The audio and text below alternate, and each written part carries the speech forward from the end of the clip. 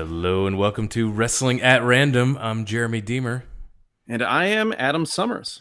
This is the podcast where every week we review a classic pro wrestling event from a streaming service. And that classic pro wrestling event could be a major pay-per-view from, say, the WWF, WCW, ECW. It could be a big arena card from the territory days or a TV special. Or in the case of the show we're going to review this week, a major show from New Japan Pro Wrestling available on their streaming service from February of 1992. February 8th, 1992, Sapporo Nakajima Sports Center. This show drew a sellout crowd of 6,500. And I think this actually is the same building that the New Japan 1995 show that we reviewed from February of that year. Maybe, or at least the same city.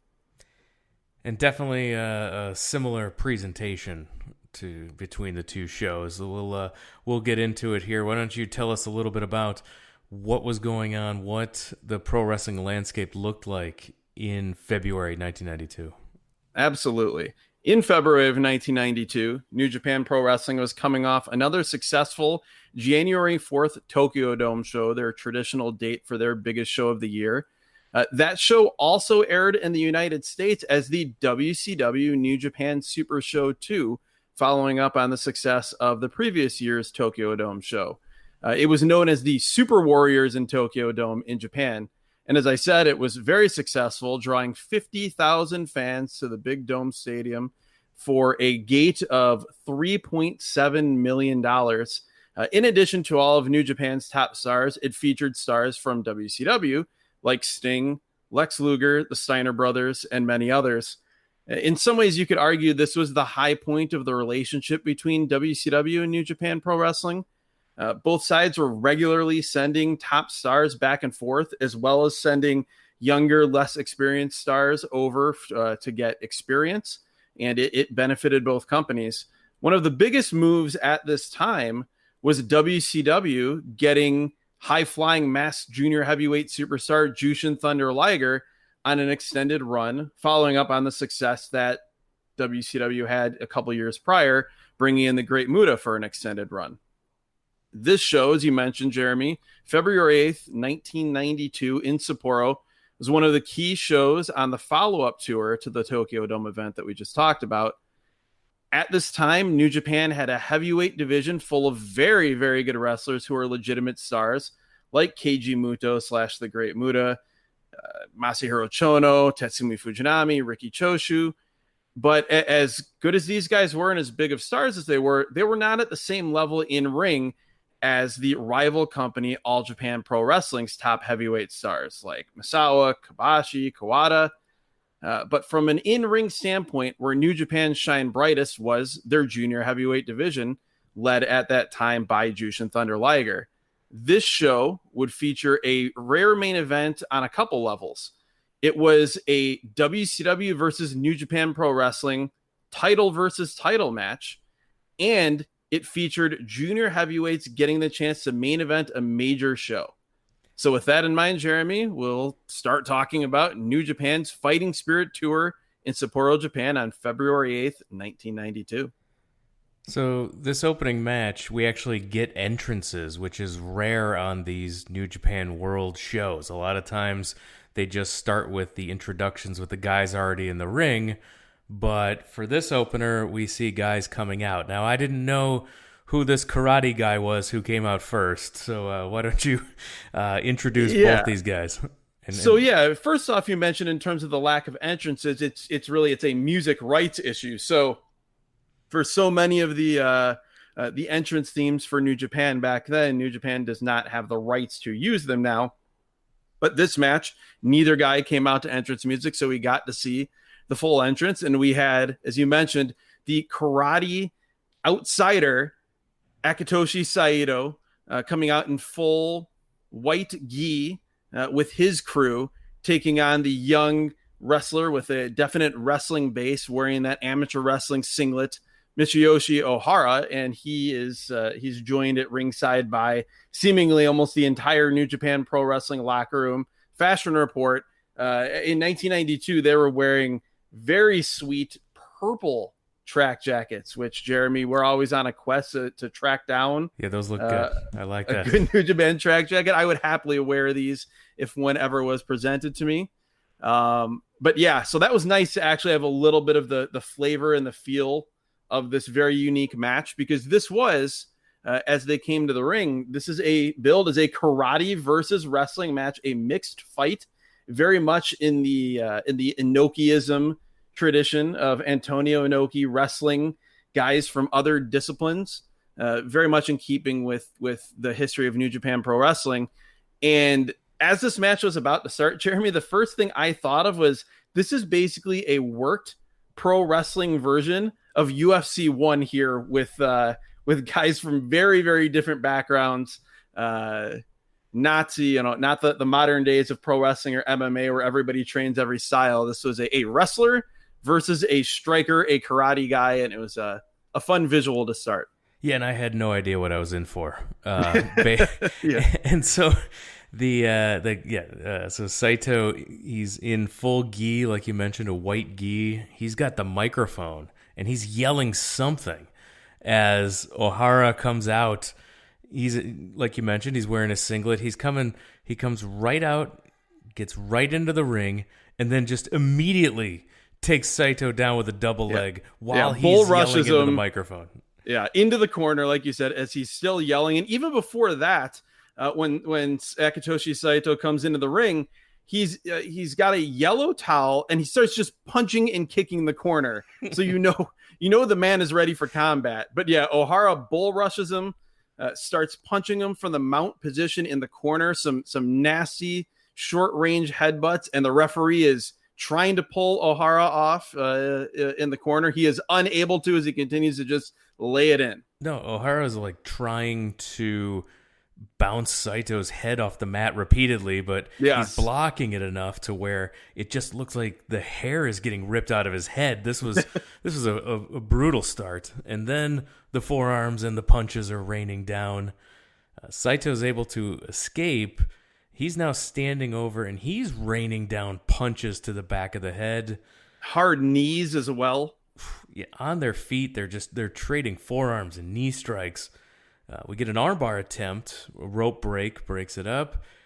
Knee to the chest is blocked, and then he catches the leg and turns it into like a twisting suplex. This was cool. Yes. Yeah, no, and this was exactly the theme that would play out through this portion of the match is Saito as the striker, the karate guy, so to speak, going for strikes, and Ohara catching them, like you said, that suplex, or catching the strikes and going for submissions, and then Saito going to the ropes. We saw that over and over again, because unlike some of the other promotions that have had a similar style in Japan during the 90s, where there would be a point system and you would only be given a certain amount of rope breaks before you would be penalized and potentially lose the match after you went for a certain amount of rope breaks.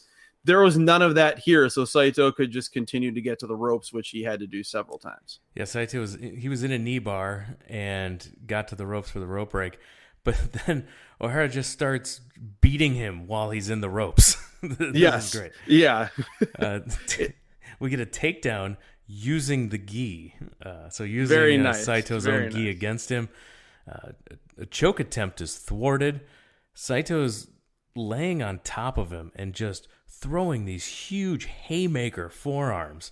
Yeah, these are nasty shots. Like if you're not familiar with New Japan from this time period or a match like this does not, I mean, it doesn't look exactly like MMA. I would never say that, but this does not look like pro wrestling you would see.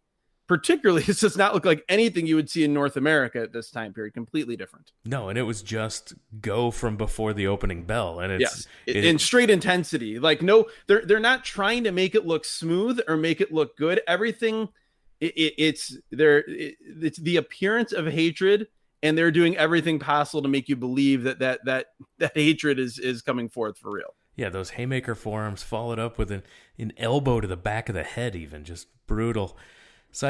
He's laying in kicks and knees in the corner, and then chaos and pandemonium erupt on the outside as the two corners start fighting. Oh, yes. And the guys in the ring, the guys in the ring just disappeared and disappeared into the chaos outside, where, yes, you have about, I don't know, 5, 6, 7 guys in white karate gis on the floor, and then 10 to 15 New Japan guys, including a very young Satoshi Kojima. Too Cold Scorpio is out there as part of the New Japan roster on the outside, as well as older, more legendary guys like Kuniaki Kobayashi. So it's, it is chaos. And we talked about a little bit before we started recording that aspect of this match, and this match in general, was like a microcosm of what made New Japan and the 80s, even into the early and mid 90s, so great. Were matches and angles like this where you had New Japan versus outsiders, and the crowd was so hot for New Japan. They were so their hatred boiled over for the outsiders, and that same element happened between the two parties, and it was definitely going on here. Yeah, and I'm watching this chaos, and I'm on the edge of my seat here, trying to figure out what's going on. Where did everybody go? I found Saito. He gets thrown back in the ring, and Ohara's on the floor, and he's busted open and bleeding everywhere. He is gushing blood. It is the blood is pooling at this point.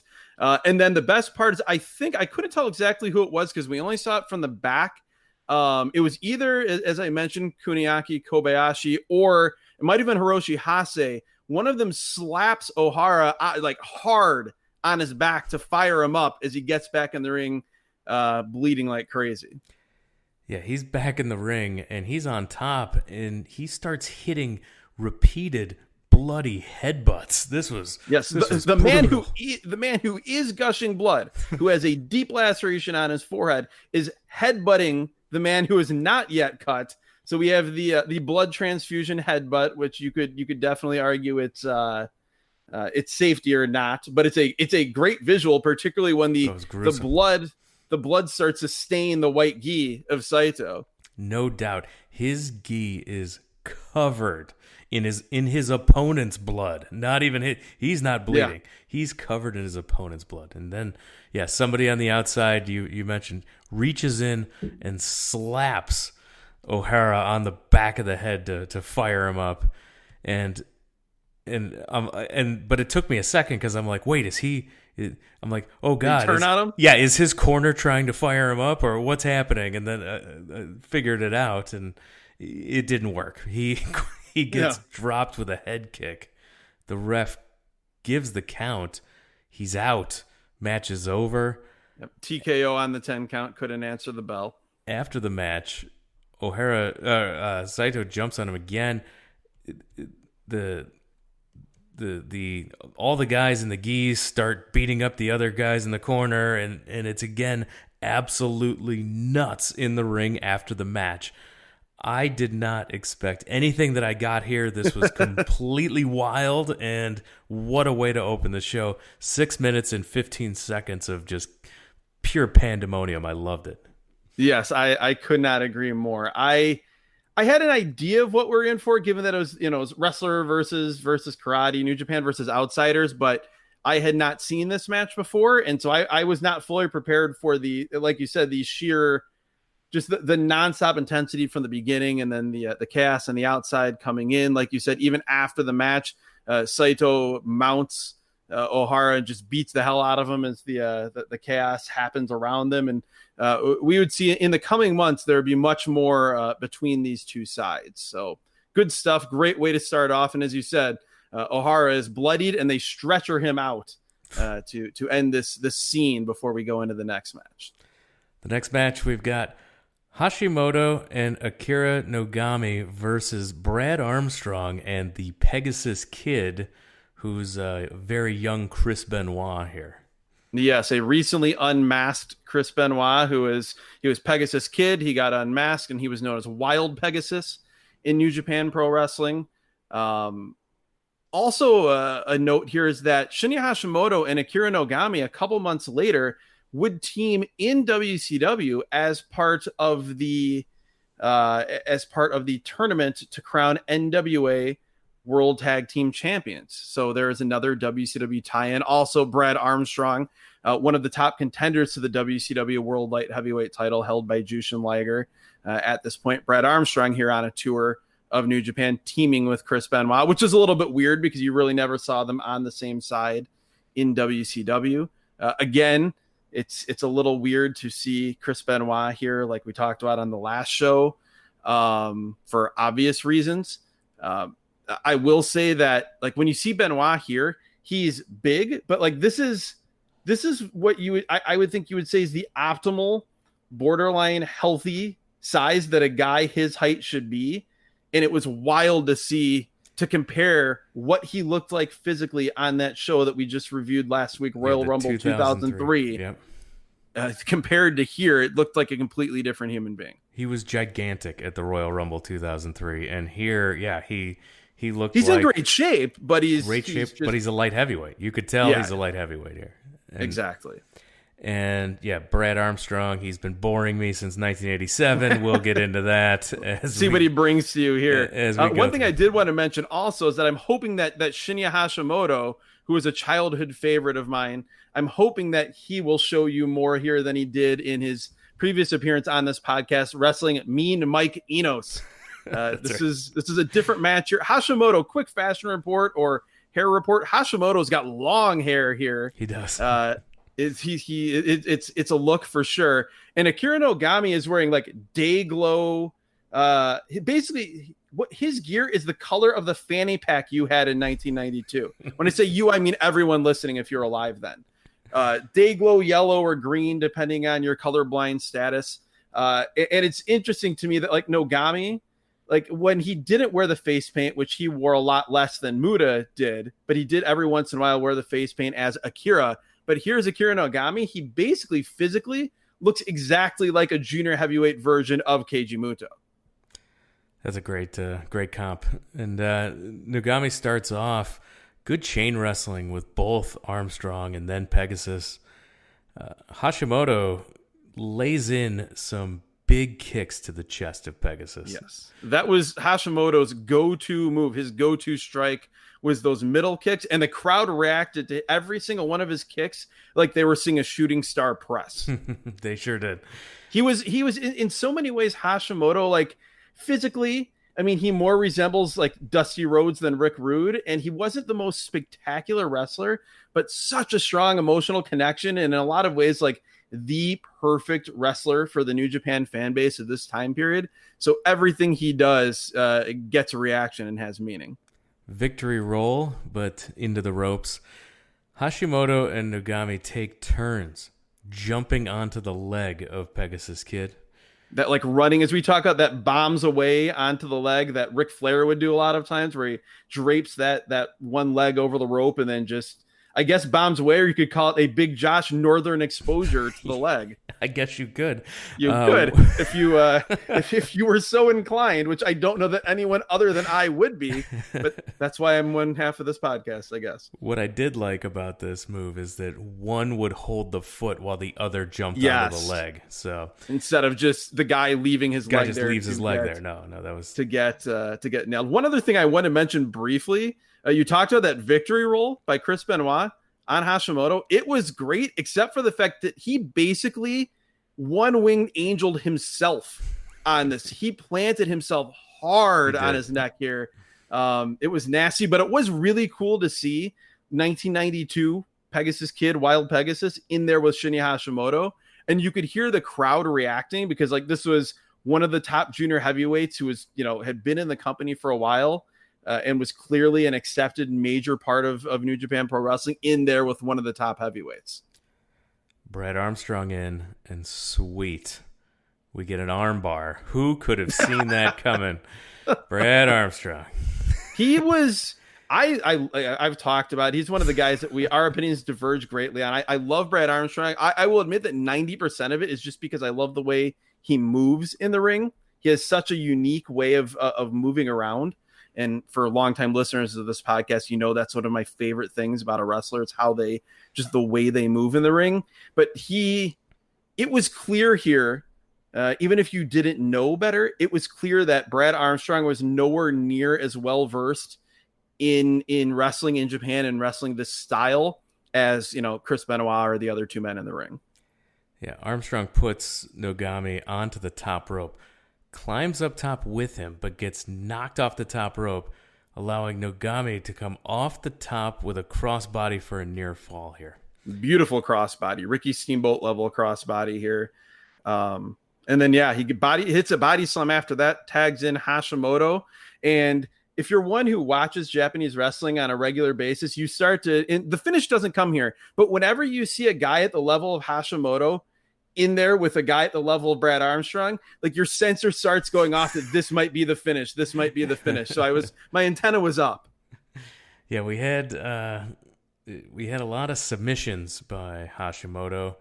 We get a double team by the Japanese, a single crab by Nogami, but Brad Armstrong in to break it up.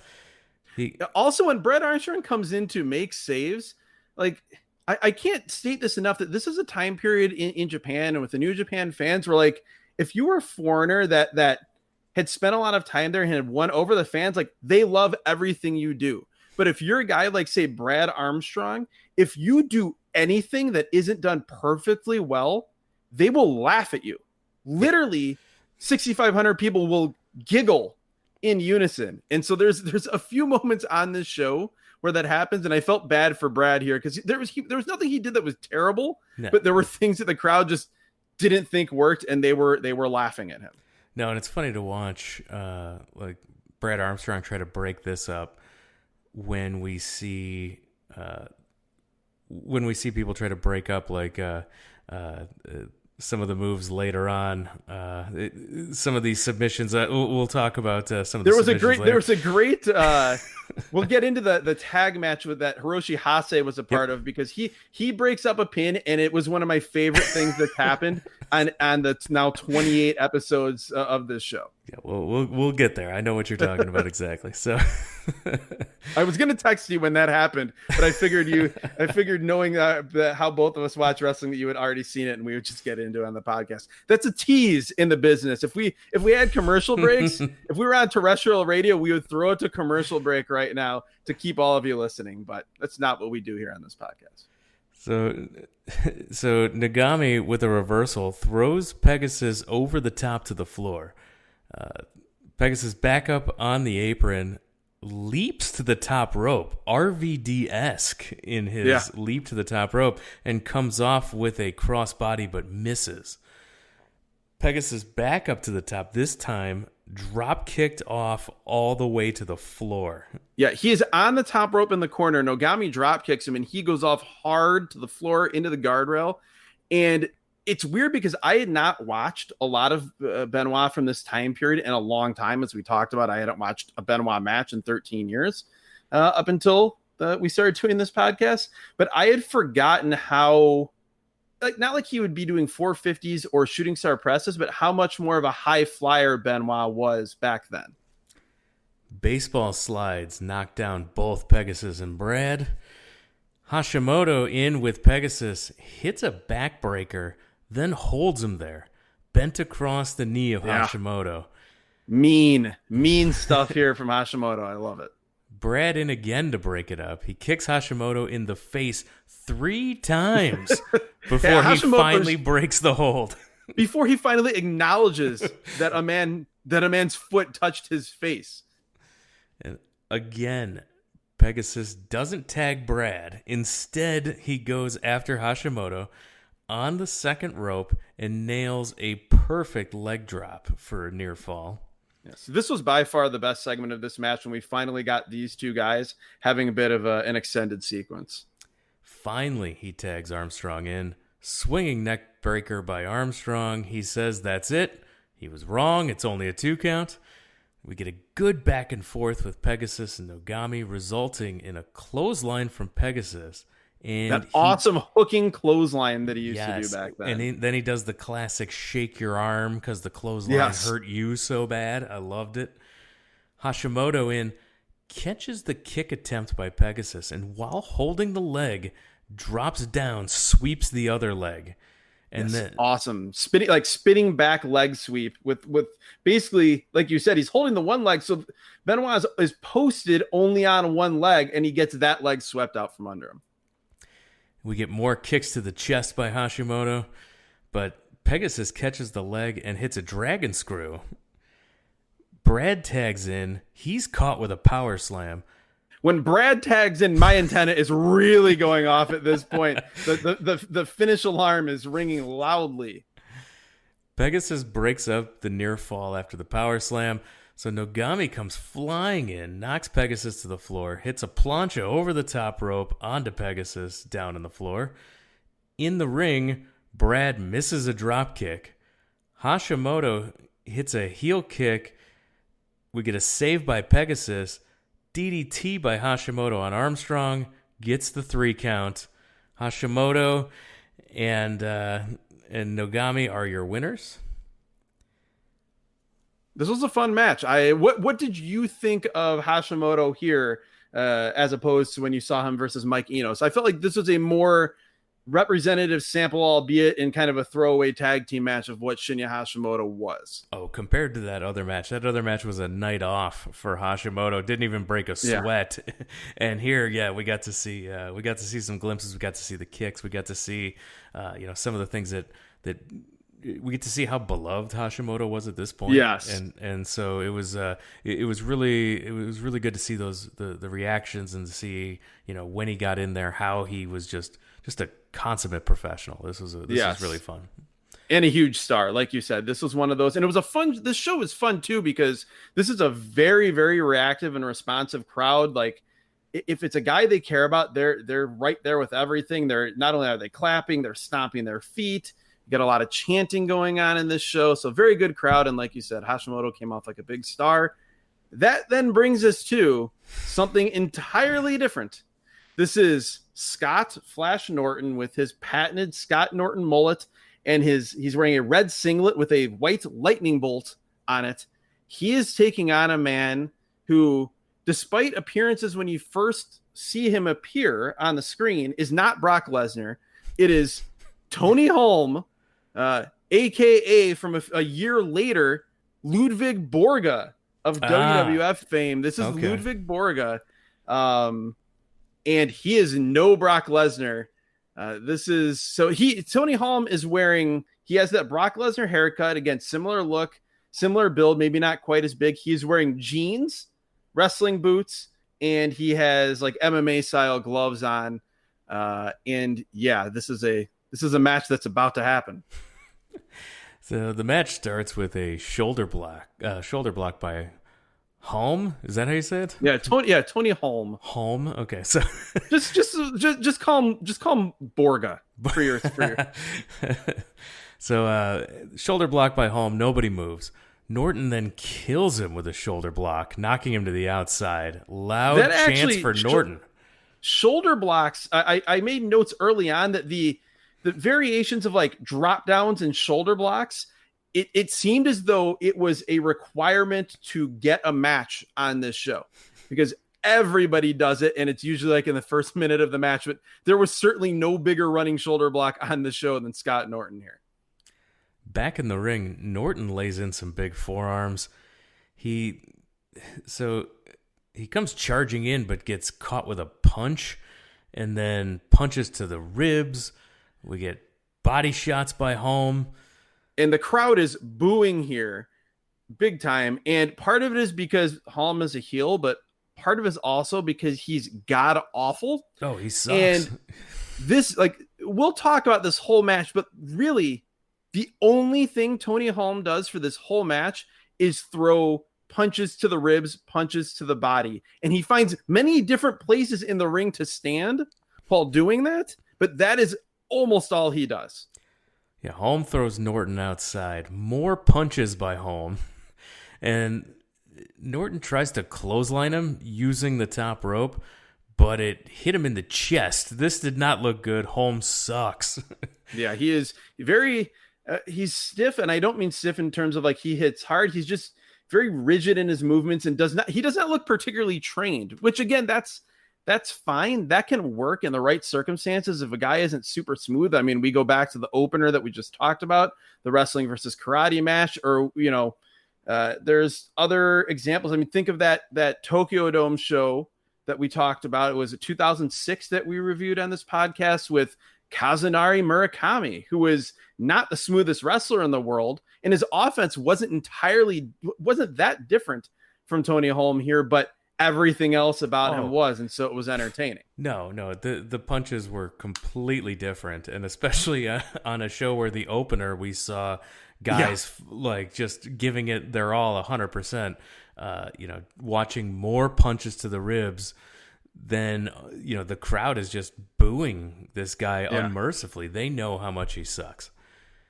And they love Scott Norton, and so they don't want to see Scott Norton getting pounded down by a guy that is a joke, basically. Clothesline knocks Norton down.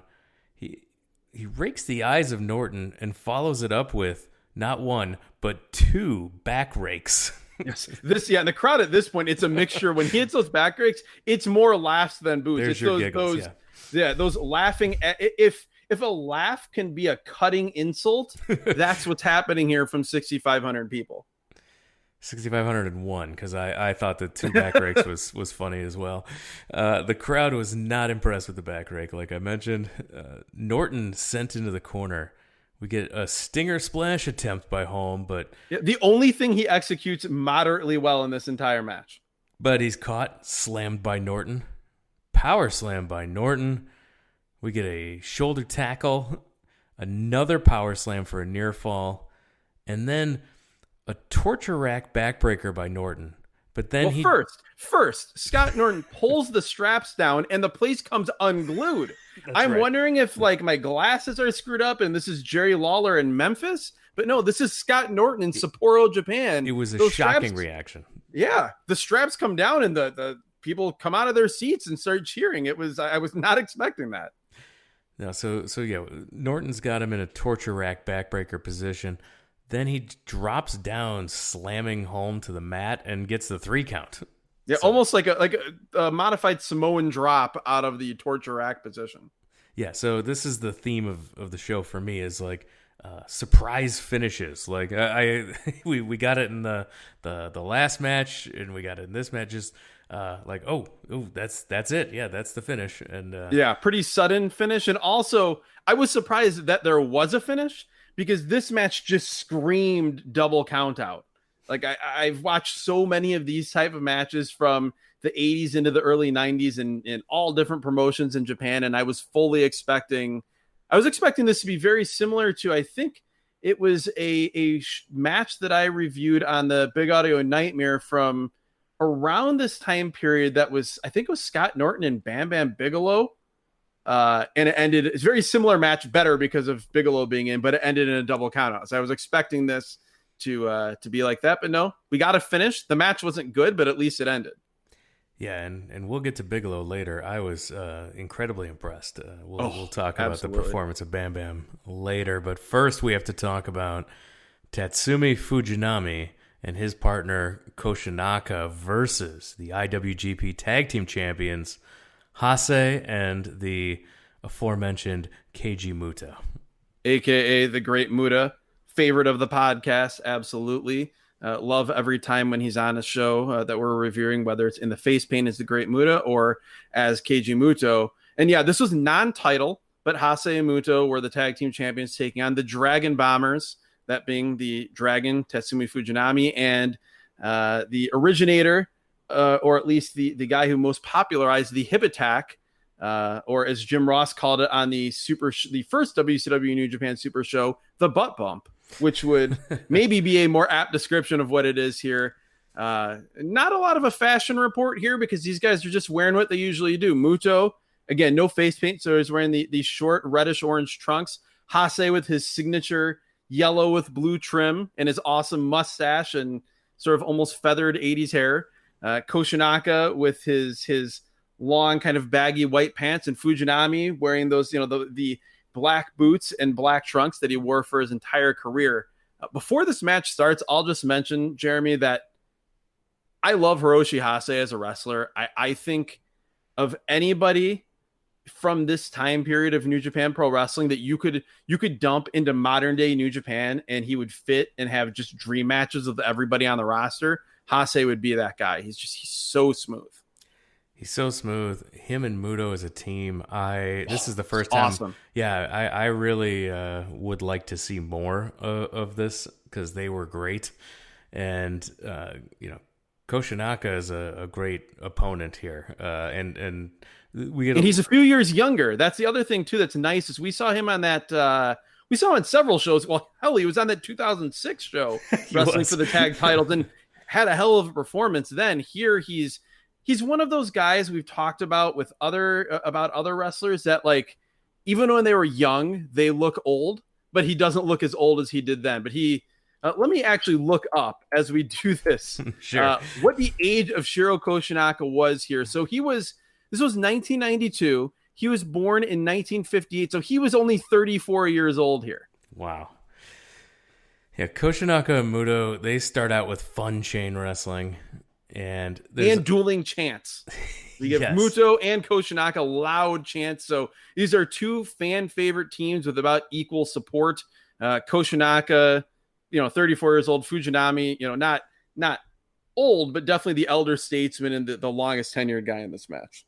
Yeah, there's a moment here where Muto walks over to his partner Hase to offer a tag, but Hase declines and the crowd chuckles. I like that. This was the crowd. This wasn't the crowd making fun of. This was the crowd just laughing at Hase, just being like, no, you. And there was no actual dissension. They weren't teasing dissension. It was just no. I'm good. You stay in there and you keep doing what you're doing. Hase and Fujinami both tag in, and the crowd is actually buzzing here.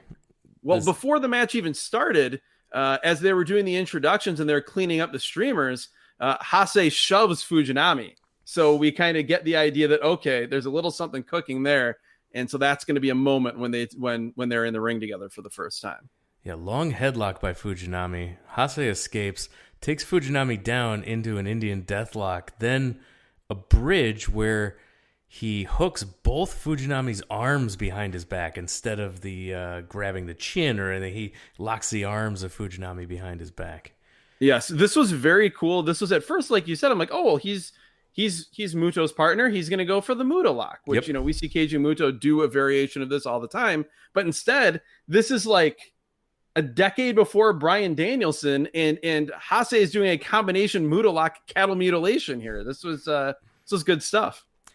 Yeah, Muto and Koshinaka back in. We get back and forth running the ropes, and Muta is so graceful running the ropes. This sequence was awesome. Like you said, Muta's so graceful. Leapfrogs, roll-throughs, and then you can tell him what Muta does to end the sequence. Yeah, he does a round off into a drop kick. This was awesome. I could watch just Muto running around, just moving around, like you mentioned. We're fans of that on the show. He's just he's special every time we see him, and we got to see it here as well. And he's wrestling not Paul Orndorff, which makes this entertaining. So much better. Hase and we get a fun exchange here where Hase with a drop down leapfrog, he misses a cool kick attempt, and then they both try to drop kick each other twice. Yes. I love that they did it twice. Like the stubbornness of they each go for a drop kick, it doesn't connect, and then immediately in their minds it's like, well, I know I can hit my drop kick, and then the same thing happens again. Very cool. Fujinami in with Muto. Muto hits another great drop kick, and Hase's in, belly to belly overhead suplex on Fujinami. I was surprised he was taking that. Well, and also at that point, at first, I'm like, oh, he's going for the Northern Lights suplex already? But it just ended up, which was his finisher. He's the originator of that move, but and just being a beautiful overhead belly to belly that, yeah, Fujinami almost landed right on his head, but did not. Hase hooks the legs of Fujinami, and then the building starts buzzing again. Hase with a giant swing, the crowd counting with each rotation. This was so fun. And again, I'm shocked that I'm watching Fujinami take this. It was also, there was a spot earlier in the match where Hase went for it. First, I thought, well, he's just going for a Boston Crab. And then I realized here, and then I think it was Muto came in or excuse me, I think it was Koshinaka that came in and made the save. And after we see him use the giant swing here, then I'm like, oh yeah, that's what he was teasing, and that's why it was imperative to come in and make the save at that point. Muto in figure 4 onto Fujinami. He learned something from his time in the NWA/WCW. He learned how to hook that figure 4 on. Muto controls the leg of Fujinami. He tags in Hase, who goes to the top rope and drops an elbow across Fujinami's knee while Muto's holding it out. And now we get a figure 4 by Hase. Fujinami's able to reverse it and makes the tag to Koshinaka. So one thing I wanted to mention briefly about Hase, even when he puts that figure 4 on, he does all the little things so well. Like he locks the figure 4 on, and then he makes sure he's got the ankle over the foot, and then he's pushing up. He's kind of bridging up himself to put more leverage on. He's such a fun wrestler to watch. We get a double underhook. He drops Hase. Muto in, and finally we get the driving elbow from Muto, yes, which is one of our favorites. It got a big reaction, I'm sure, from both of us, and it got a big reaction from the crowd as well. The crowd loves it. We've talked about it before on this podcast. By far the most unique elbow drop you'll ever see, and like most things Muto does, there's never been anyone since that's been able to do this move like him. Hase with a gutbuster and a senton onto Fujinami. Again, he drops him from his shoulders. Like a fireman's carry. Yeah, across his knee into the stomach of Fujinami. Koshinaka in, and then we get hip attacks on Hase. Finally, it took long enough to get the hip attacks, but then he gets his money with him, gets his money for it after that. And how does Hase answer back? With a slap to the face, and we get a quick slap battle, which ends with a Hase dropkick. And we have great here. Was this the moment, or was it later on where we have that slap battle and Koshinaka is trying to get up and he's dazed, trying to throw punches from his knees, but they're nowhere near connecting? I loved that. I loved this spot right here where Hase grabs Koshinaka's pants, like falls down, pulling him forward into Muto's corner, where he's got his knee extended and he nails Koshinaka with it. I love the teamwork there. Yes, that was super unique, and it was a different play on what we saw on, was it the Boogie Jam show? I feel like it was one of the NWA shows that we reviewed where like every match somebody would do that to throw a guy out to the floor. This was a really cool, different thing, using it to throw him into the corner, into the waiting knee of Muto. Put that on the list of things that we want to see come back in pro wrestling. Bring that one back. That's a good double team move. German suplex by Muto for a near fall. Hase comes off the top, and he hits a spike pile driver on Koshinaka. I love that move. It's one of my favorites. So excited that we got a spike pile driver in this match. We get brutal slaps and chops by Hase. This is where I was like, you know what?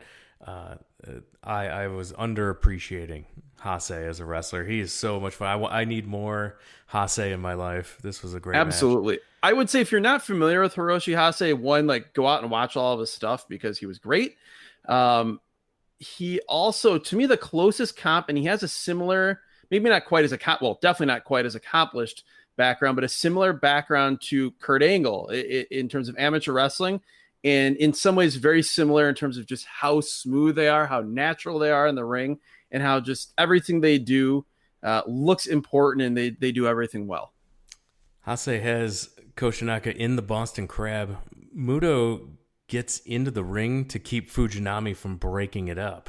This is awesome. This isn't like, it's not a save, and there's no physical contact. He's standing between his partner and Fujinami so that he cannot get in the ring to make the save. And Fujinami he's kind of halfway in, halfway out, kind of trying to run the angles, do the math in his head of how he can get around Muto, but figures that he can't. So he just stays there. But Koshinaka is able to get to the ropes. Muto then puts on a sharpshooter as Hase stands in the ring, daring Fujinami to come in to try to break it up. Literally standing there, hands on hips. Yes, that was great. Another, a great Hase moment. Koshinaka again gets the ropes. Muto nails a handspring elbow as only he can. such force on the elbow part, driving it in. It's perfect execution here. Well, usually when anyone else does it, like they either aren't able to get the gymnastics part of it right, or they get the gymnastics part of it right, that handspring, but then the elbow just looks like nothing. Yep. Whereas Muto, it's perfect on both ends. It is perfect. I mean, I never see someone do the gymnastics followed by the force of the elbow that Muto delivers that with. It's absolutely perfect. Muto knocks Fujinami off the apron, but walks into a German suplex for a near fall. Fujinami's in. He runs wild on Muto, including a dragon sleeper. Which was that was his finisher. That was his go-to move at the time. Hase lays in some forearm shots to break it up.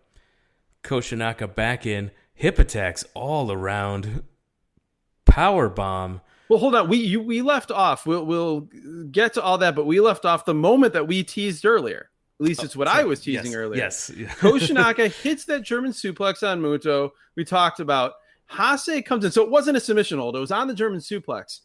He's bridging. Hase comes in and just in the most casual manner you could imagine, just gently kicks Koshinaka's legs out from under him to break the pin. The crowd laughs heartily. It was such a... As did I, because that was... I'm trying to figure out, because this is a clean podcast.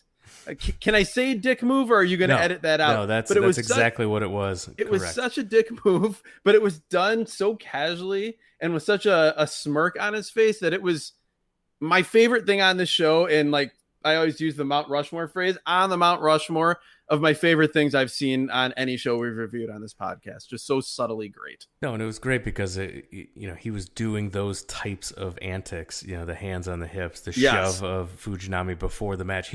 He's doing those little things throughout the entire match. So it was building to that greatness. So that was fantastic. Power bomb, but the pin is broken up by Muto. Foot stomp off the top by Koshinaka. This was, and again, 1992 top rope double stomp. Again, something you were not seeing in North America at this time. You were seeing Kevin Sullivan do a non-top rope double stomp, but that was about it. You can see him do that to the man formerly known as the Butcher. The man with no name. And with no name. At Slamboree 95 a couple episodes ago on this very podcast.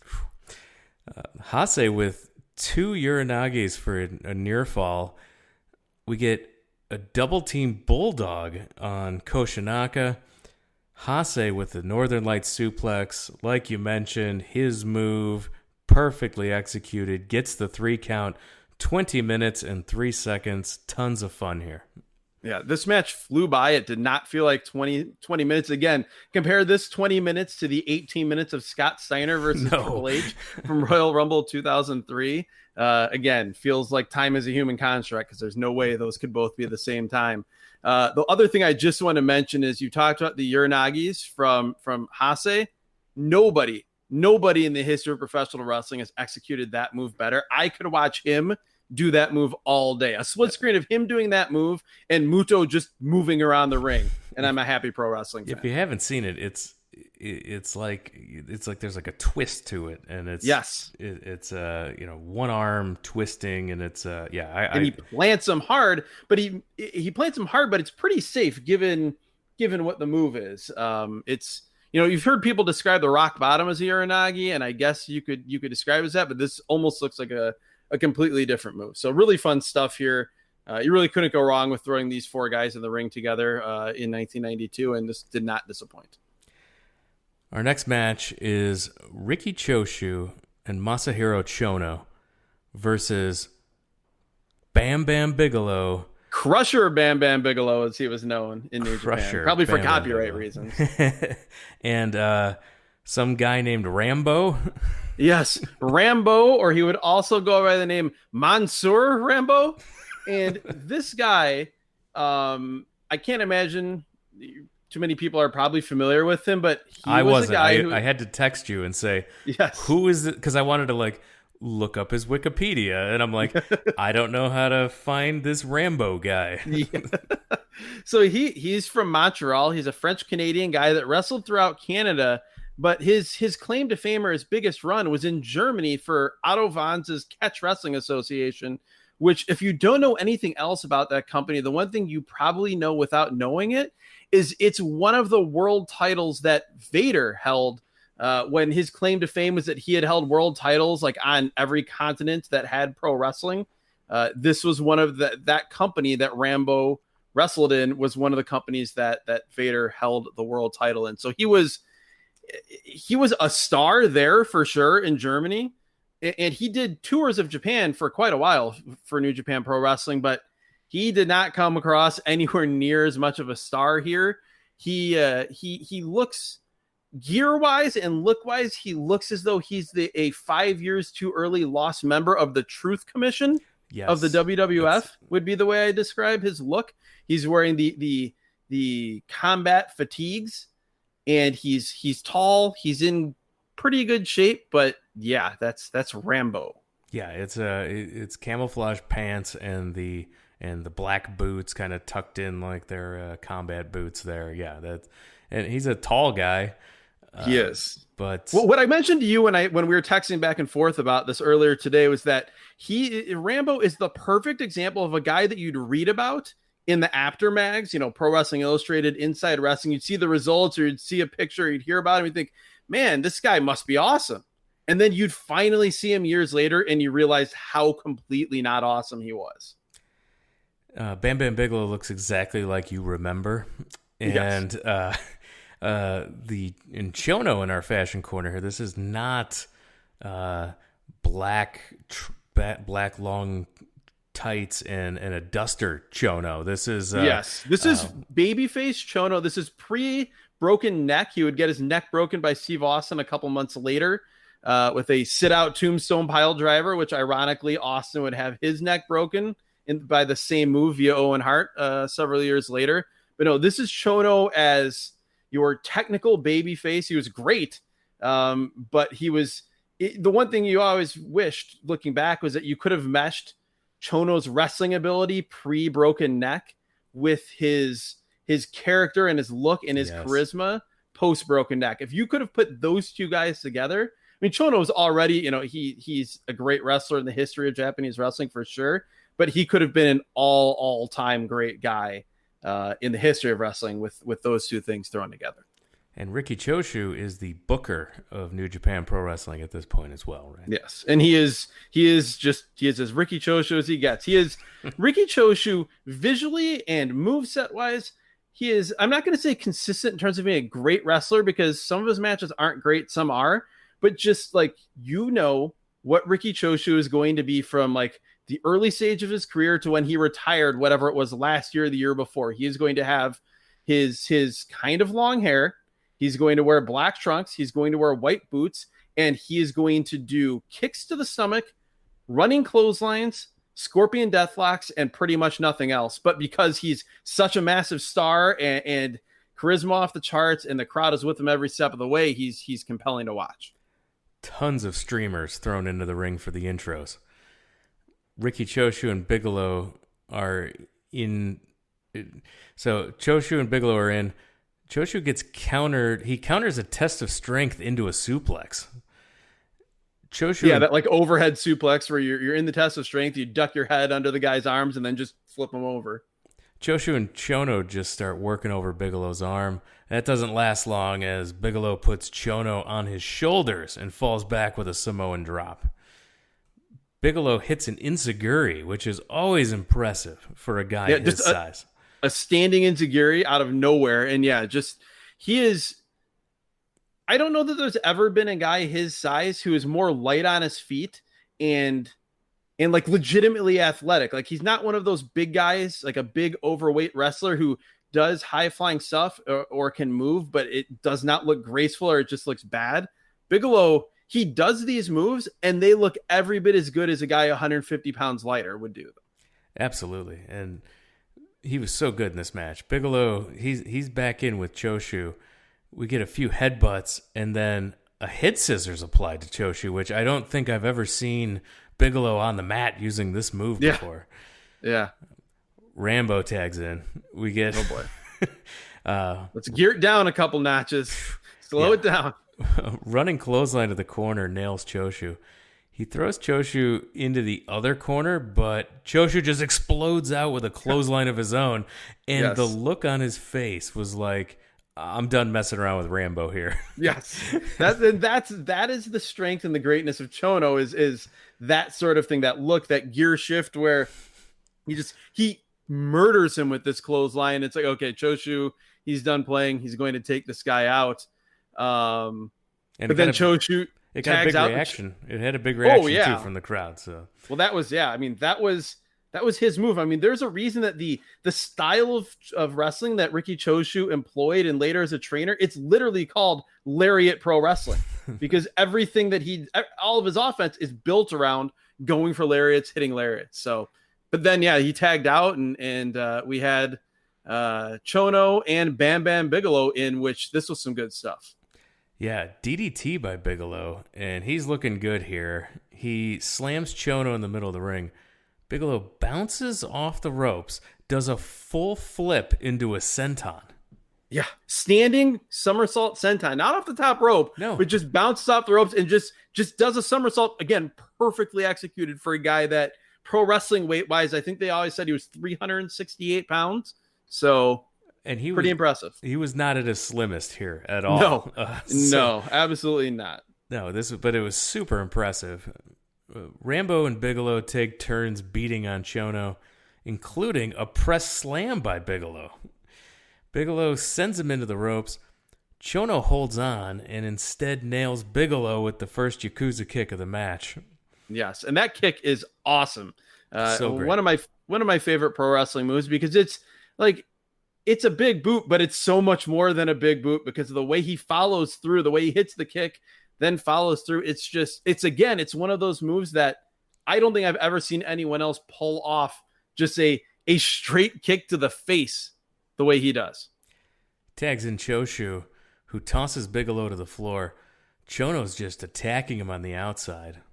Back in the ring, Choshu turns Bigelow inside out with one of these clotheslines. And Choshu gets too close to Rambo's corner. He just reaches over from the corner and hits Choshu with a bunch of forearms. Yeah, basically Choshu is, after he hits this clothesline, they're in the ropes, and Choshu's kind of like almost choking Bigelow on the mat, and Rambo starts trying to hit him. Choshu's really not reacting much, no, he's not. To be honest. Chono and Rambo in together, exchanging strikes back and forth. Bigelow back in, hits a drop kick to Chono in the corner. Perfectly executed drop kick in the corner. Rambo tags back in, and Chono fires up. 2 Yakuza kicks and slaps. He slaps on the STF, but we get a rope break. He goes back to the STF again, but Bigelow breaks it up with a headbutt. Shoulder block off the top by Chono. He goes for the cover, but Bigelow runs in, jumps, and it looks like he crushes Rambo with the splash, but he might have got some of Chono as well. I think Chono was supposed to move here, like get off of his own pin so that then it would just hit Rambo, but he kind of just splashed both guys because Chono didn't move.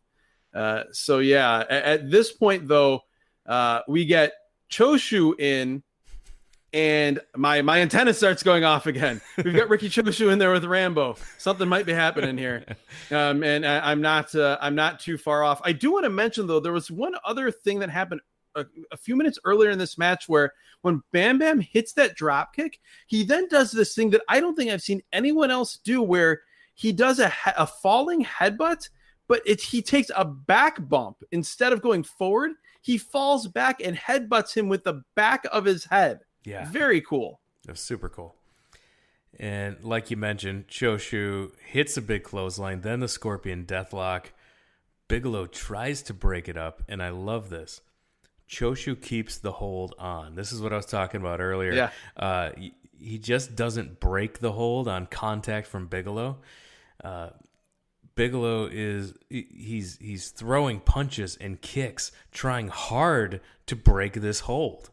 And he even hits the ropes to try to break it, but Chono grabs Bigelow from the apron. This was so awesome. He hits the ropes. This is straight out of, again, if you're playing a tag team match in No Mercy for the N64 Yes, that's and a exactly guy what it bounces was. off the ropes, if you're on the outside, you want to grab that guy right as he hits the ropes. And that's pretty much what Chono did here. He hit the B button. He got him. Choshu runs, hits a lariat. Bigelow goes flying over the top rope. And at this point, Rambo's got to be thinking, oh, God, here we go.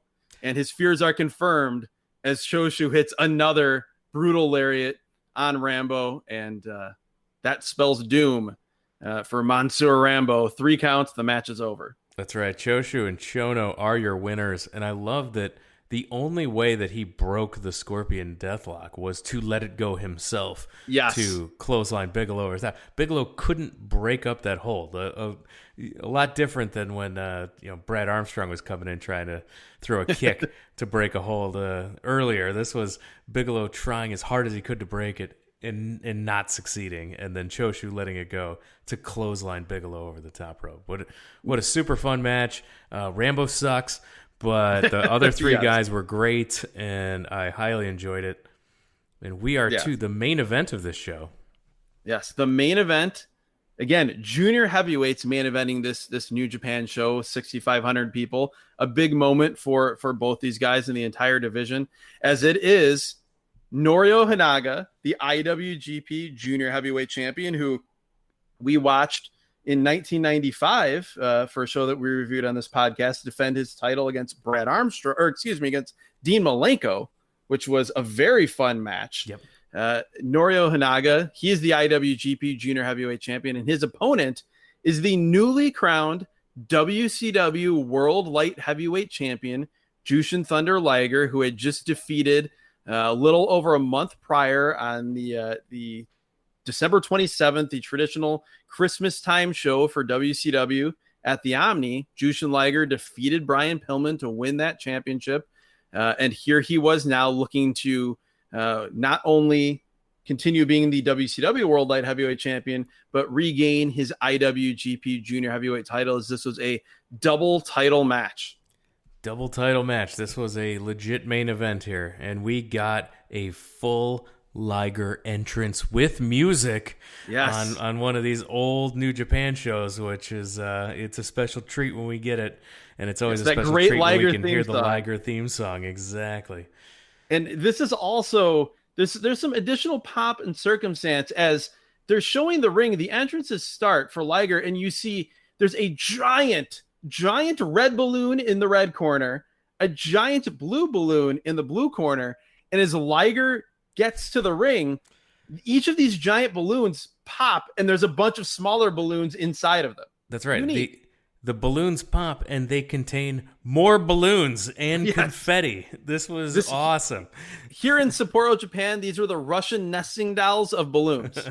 Yeah, I was not expecting that and highly enjoyed it. And then we It was unnerving, though, because as they're doing the introductions and the match is about to start, and I'm listening to this on my noise-canceling headphones, and every time one of these balloon pops, it sounds like a gunshot.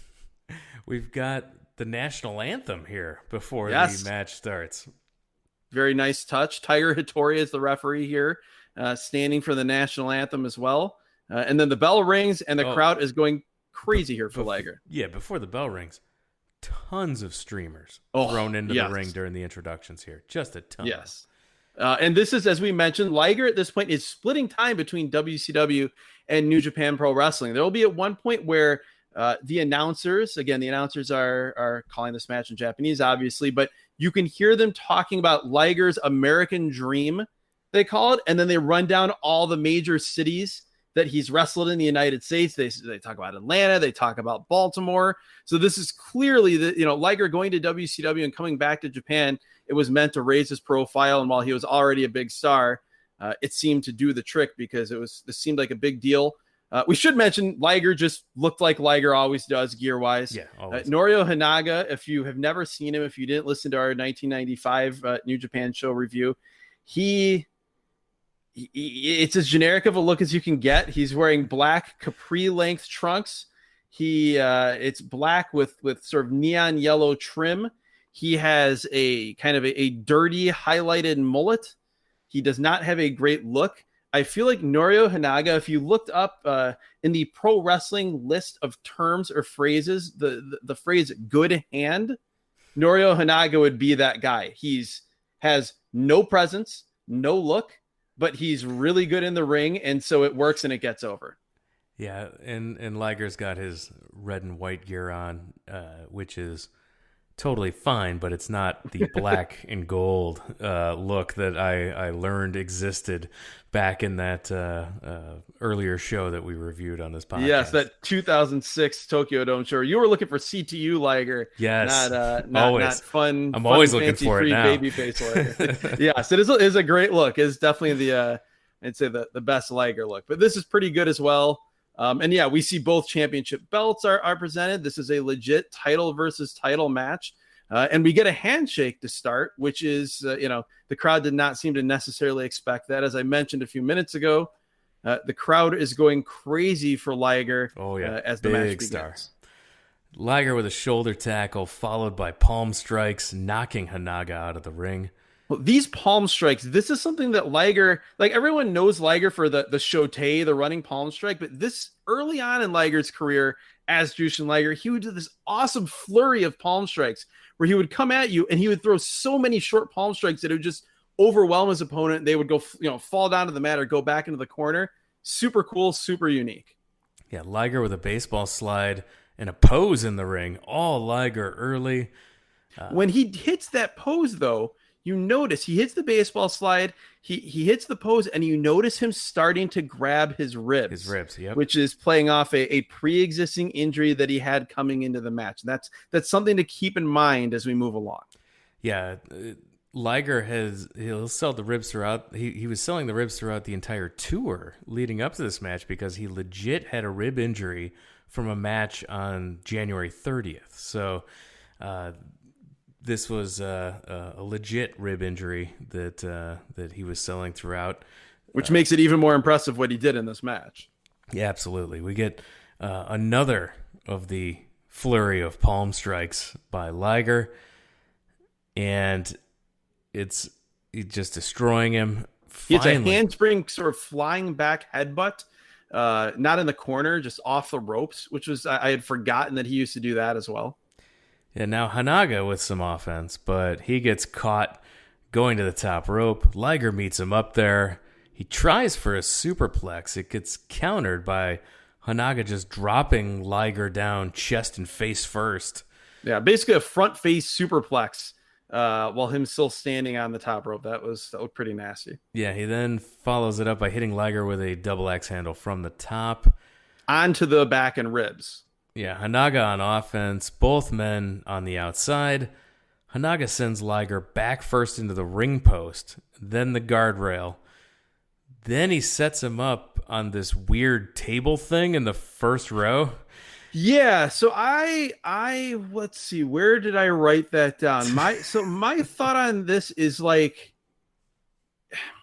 when you're going to buy a house and it's the house of someone really old and their original furniture is still in there, this like mint green thing that it's basically like the dresser that would be in like someone's grandma's room from like the 40s. This is ringside. I don't know if this is the timekeeper's table. It is weird. It's weird to see it like because it's like behind the guardrail. It's like in the first row. So I don't know what it is, but it plays no other part in this match. So both men are back in the ring. We get a backbreaker for a near fall. A weird submission where Liger's seated and his opponent's sitting on his shoulders as he pulls Liger's leg up while pushing Liger's head down. That I can tell you exactly what that is. I marked out for this huge. This is the stump puller. This is a great pro wrestling move going all the way back to the Carney days. Big Bully Busick used this move on the indies before he had his brief cup of coffee in the WWF. I was very excited to see Norio Honaga use the stump puller. I feel like somebody else did that, maybe even on the Royal Rumble show, or maybe it was the last Battle of Atlanta show, and I did not get to mention it. And so I was happy here that you brought that up because the stump puller Again, a move that would work over the core. We then see him lock on a standing abdominal stretch. That was in addition to the grounded abdominal stretch that we saw earlier, as Honaga continues to relentlessly work over the back and rib area. Yeah, Liger with a surfboard. He looks like he's going to go for a bow and arrow, but the ribs are too injured from earlier. This is awesome. Liger hits the drop to hold. He's going for that Rito Romero special, that inverted surfboard that everyone associates with Liger. And as he leans back, he has him hooked. He leans back, but he can't pick him up. He can't pull him up because of the injured ribs. That was a great, great selling spot by Liger, who I noted that, nobody is Ric Flair selling, but I noted some similarities between Liger and his selling and his ability to project, especially even more impressive, given the fact that he's wearing this huge, cumbersome mask. He still is able to, just with his body movements, project that he's in pain and try to gain sympathy. That's right. You can almost have he's got this huge mask on, but yet you still can almost interpret facial expressions. Yes. It's unbelievable. Yes. Yeah. You feel his pain, and it's all just through the way he expresses through body movement. Liger dropped gut first across the top rope. Again, working on those ribs. Liger to the floor. Honaga misses a plancha attempt. He just wipes out on the floor. Liger then goes to the top rope, and the crowd is on its feet.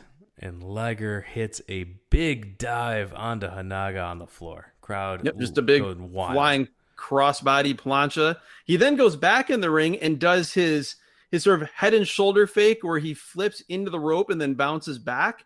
And then hits a slingshot somersault plancha to the floor again. So Liger powering through the injury and giving people what they came to see and sort of really getting his high-flying offense finally going. Nailed that somersault plancha just perfectly to the floor. Absolutely nailed it.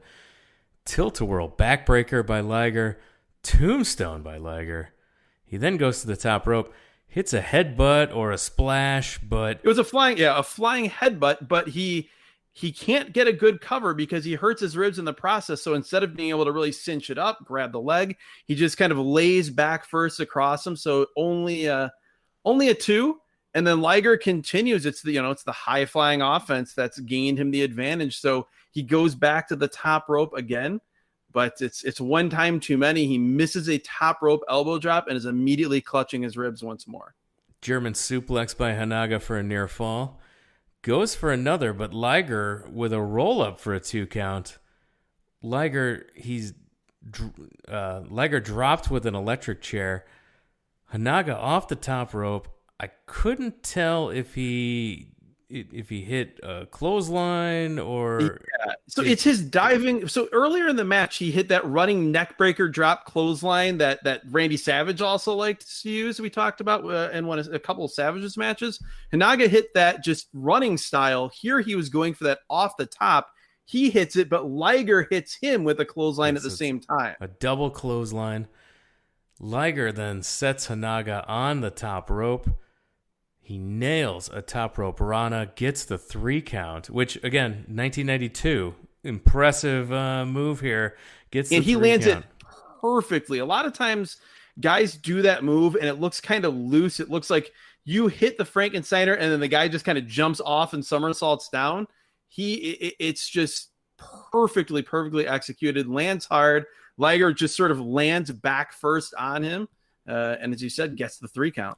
New IWGP Light Heavyweight Champion, and still the WCW Light Heavyweight Champion, Jushin Thunder Liger. 17 minutes, 30 seconds. Great main event. Great show all around. This was, I didn't have a lot of high expectations coming into this show, but I enjoyed every single match we got to see. Yeah, no, I agree. This was a super fun show. Also, a quick note, the legendary Super Brawl 2 match between Jushin Liger and Brian Pillman, that would only be about 2.5 weeks after this match. Brian Pillman would defeat Jushin Liger on pay-per-view to regain the Light Heavyweight Championship in one of the most influential matches in, you can make an argument in modern pro wrestling history, because that match and the, they were doing things, Liger obviously, and Pillman keeping up with them, that you would not have ever seen anywhere else in North America at the time. And so many young wrestlers were influenced by that match, and it started to crack open the door for that style, even if they did do away with that championship not that long afterwards. So just an interesting historical note if you're familiar with that Super Brawl 2 show, that this is very much in that same time period. Best match for you on the show? Oh man, it's a toss up between Liger and Honaga and the tag match, but then that being the Hase, Muto, Fujinami, Koshinaka match. Then that's my vote. Yeah, I've got something gnawing at me, something whispering in my ear about that crazy opener. It's one of my favorite spectacles in the nearly 30 shows that we've reviewed, but that it was. I think that I think I'm going to go with, this is tough. This is one of the toughest ones I've actually had to choose between Hase, Muto, Koshinaka, Fujinami, or the title versus title main event. I think that the main event maybe told a better story in that it was pretty simple with, the injured ribs and Liger powering through. I think I am going to agree with you, though, and go with Hase, Muto versus Koshinaka, Fujinami, just because there's so many really cool little things in that match. We talked about all the different things Hase did. He and Muto were great as a team. It was fun to see a younger Koshinaka doing what he does. So yeah, I'll go with that one, but you really couldn't go wrong with either of those as the best match. No, the main event was right up there with it, and definitely honorable mention for the insanity of the opener as well, for sure. Worst match. Without a doubt, the Scott Norton, Tony Holm match, because that mind-numbing offense of the body punches, that it was not good. This is that Tony Holm belonged on the undercard of Wrestle War 92. Like I could have seen Tony Holm versus Tommy Rich, like right in the middle of Scotty Flamingo, Marcus Bagwell, and Big Josh and Richard Morton. And we want to remind everyone that every Thursday we'll post on social media what event this week's episode will cover. So we fire up the randomizer, we post what show we're going to watch. And so you want to make sure you're following us on all the social media platforms. The easiest and best way to interact with the show is at Twitter @WrestleAtRandom. Same thing for Instagram, Facebook.com/WrestlingAtRandom. And of course, WrestlingAtRandom.com is the website where you can find the entire back catalog of this podcast. So please continue to support the show. We appreciate it. We love to hear from you, and make sure that you're rating and reviewing the show. That helps us work the algorithm so that others can find this podcast. So if Apple Podcasts are your podcatcher of choice, please leave those 5-star reviews and the great comments. Again, any feedback or negative comments, that's where Twitter is here for. So make sure you take those to Twitter, and make sure that you tell your wrestling fan friends about us. So to even your lapsed fan friends who haven't watched wrestling in a while, tell them about it and have them take a trip down memory lane with us. Absolutely. And also make sure to tell people that are no longer friends with you. If you still have their contact information, tell them. Tell your girlfriend who you broke up with, tell your boyfriend who you broke up with. Just go into your contacts on your phone and just send them a link to the show. I think that's the responsible thing to do. It'll be much appreciated. And with that, we're going to wrap it up. Adam, thanks for joining us. Thank you, Jeremy. This was a lovely time getting to entertain my big audio nightmare side of my pro wrestling fandom here, reviewing a New Japan show from 1992. Thank you, Randomizer, and I will await our fate via the Randomizer for next week's show. Yeah, the Randomizer definitely owed us one, and we got a good one here. So thank you to everyone for listening, and we'll talk to you again next time.